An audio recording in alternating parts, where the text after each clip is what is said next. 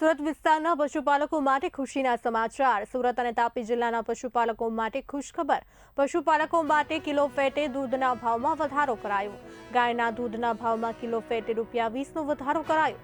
ભેંસના દૂધના ભાવમાં કિલો ફેટે ₹10 વધારો કરાયો। ગાયના દૂધનો ભાવ કિલો ફેટે ₹830 હતો, જે વધીને ₹850 થયો। ભેંસના દૂધનો ભાવ કિલો ફેટે ₹870 હતા, જે વધીને ₹880 થયા। સુરત અને તાપીના 2.5 લાખ પશુપાલકોને વાર્ષિક ₹50 કરોડ ફાયદો થયો છે। સુમુલ મેનેજમેન્ટ તરફથી ખાસ કરીને સુરત અને તાપી જિલ્લાના આજે સુમુલ સાથે 2.5 લાખ પશુપાલકો જોડાયા છે। એને જ્યારે આજે હોળી અને ધૂળેટીનો તહેવાર શરૂઆત થઈ ગઈ છે, એ દિવસોમાં દૂધ અને ખાસ કરીને ભેંસ અને ગાયના દૂધના ભાવમાં વધારો કરવામાં આવ્યો છે।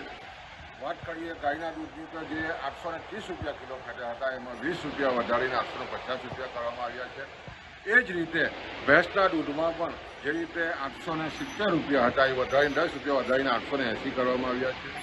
એ સ્વાભાવિક છે કે પશુપાલકોમાં રાજીપો છે અને આ દૂધ વધારાને કારણે સુમુલ ડેરીએ વર્ષે દિવસે લગભગ પશુપાલકોને 50 કરોડથી પણ વધારાની આમદની મળવાની છે અને મહિને લગભગ 4 કરોડની આમદની મળવાની છે।